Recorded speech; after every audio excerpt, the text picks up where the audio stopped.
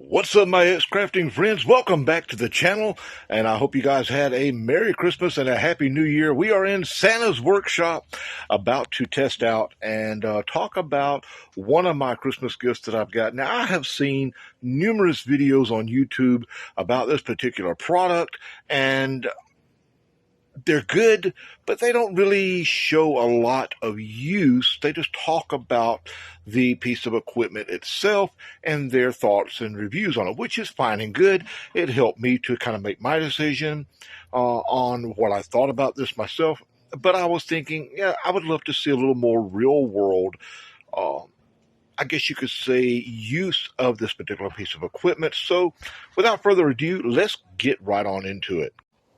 All right, ladies and gentlemen, here we go. This is what we have. Oh yeah, this is the Chicago Electric bench top router table with 1 3/4 horsepower router. This is what we have here. The router is a permanently affixed router. It could be, I guess, removed if you wanted to make an additional base plate for it. But there's no use in that, guys. You can go purchase another router exactly like this. They have, I believe, a fixed base router. I know that you can get for around $49, $50, somewhere around there. And I believe they also have a plunge router as well. So let's talk really quickly about some of the things here. Of course, we have the release right here. Let me turn the light on, see if that'll help a little bit. We have the release right here. I do agree with some of the other videos that I don't like the fact that the power box is kind of in the way with that. That can be moved. I may do that later on down the road. Then, of course, we have the depth guide here. And that's okay. Honestly, I probably won't use that at all. I will more or less work from the top and use depth gauges and things like that to help set everything. The safety shield, I don't like it. It's okay. You have to manually raise it up, which, works. It's okay. It works. It serves its purpose.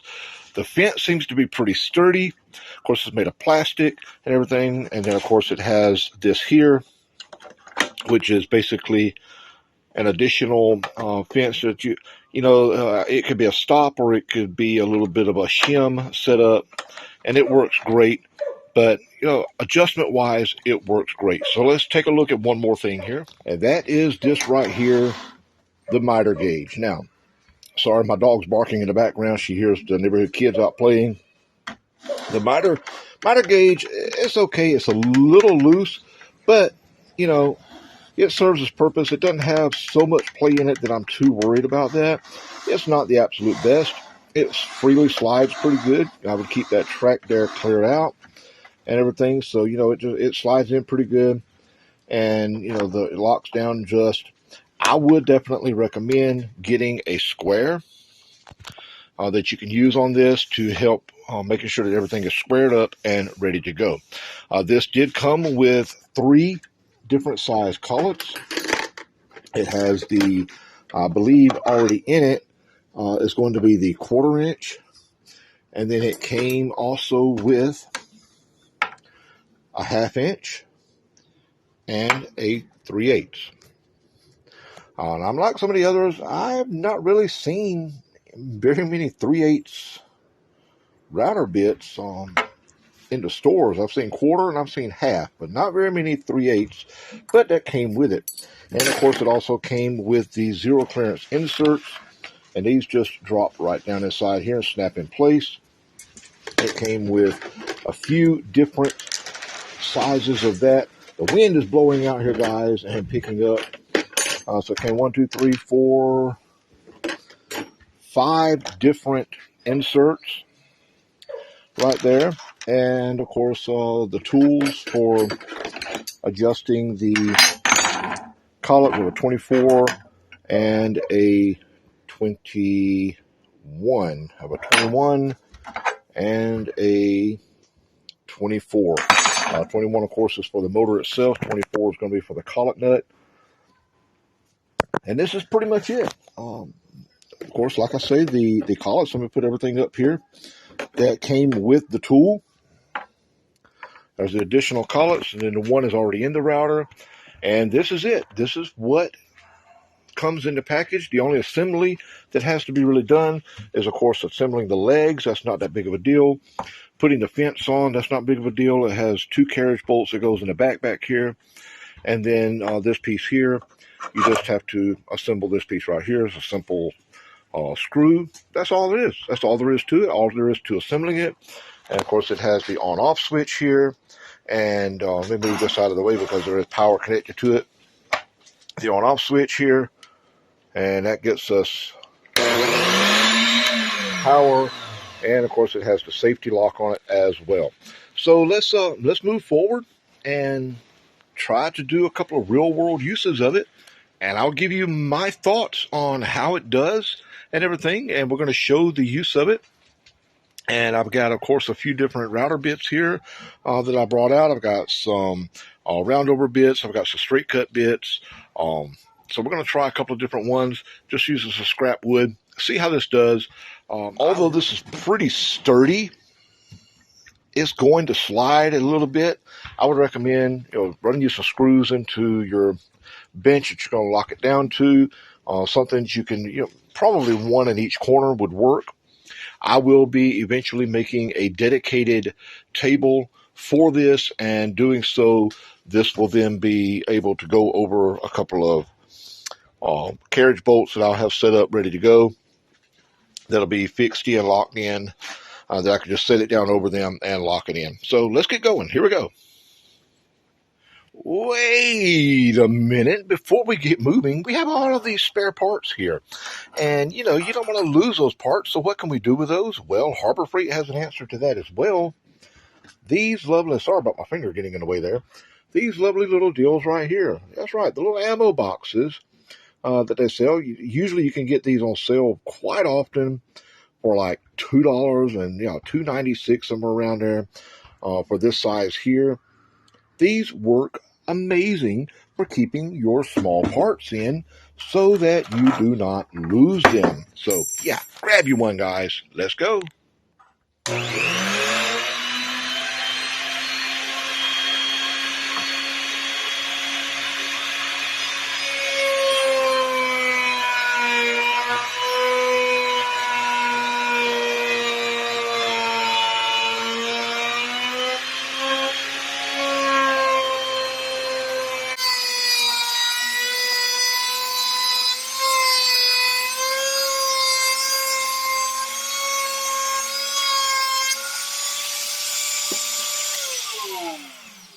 Okay, my first complaint, and I'm not sure I can call it a complaint because that could have been me.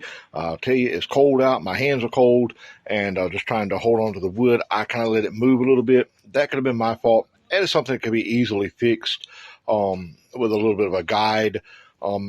Maybe that I could put on the opposite side. I don't know, something I'll play around with, try out. But I'll show you what I'm talking about right here. You can see where I started cutting through here. And, I may have had that bit a little high, but you can see where it begins to change right here and actually gets into more of a round over the way that I would want it. But you can see where it was cutting in right there. And I actually kind of like that myself in some designs. Just a matter of preference. But I allow the board to shift a little bit. And then here, we kind of shifted back in, and it started getting that cut like it had at the beginning. Now, like I said, that could have 100% me, and I'm going to say it most likely was. Cutting wise, I like it. I mean, it was a smooth cut. I'm going to run one more cut here. And see, I may do a straight bit and see how it does for doing a groove. We'll see how that works and everything. So let's do one more cut with a round over, just to see how it does, get a little bit more control on it and everything. Maybe not go as quite as fast with this round, and we'll see how that one turns out. Here we go.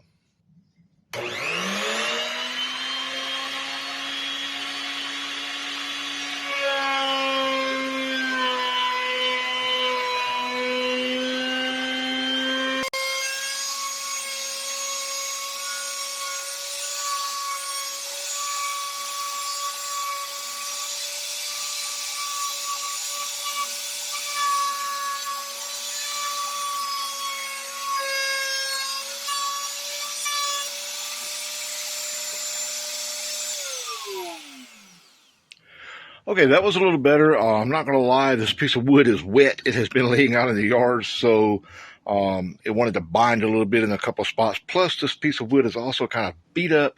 It's not the best piece for routing some edges. It's got some rough spots in it. So we're not going to give a complete judgment on that as to whether or not it was the router or the wood. This is 100% the wood, but this is just a test cut to see how the router cuts. And honestly, I like it. Let's take a look at what we have here. Okay, other than the wood itself not being the best piece of wood for this, it's very wet, very dense right now, and it's got a lot of bad places in it, and that's where it was catching. Right here's where it was catching on these bad places, was catching as it was going across and everything. So this is not the router that is 100% the wood, but we were able to get a uniform cut all the way across except for right there where it wanted to catch. And the same thing right there, a bad place in it right there. And that is not the router, that is the wood itself. But was able to get a uniform cut all the way across. And honestly, I'm pleased with that. I like it. I like the way that it's done. I'm going to change out bits, put a straight cut in it. And let's see if we can get a groove to see how that does. And go from there. And then I'm going to give you my final thoughts on this piece of equipment from Harbor Freight Tools. Oh yeah, here we go.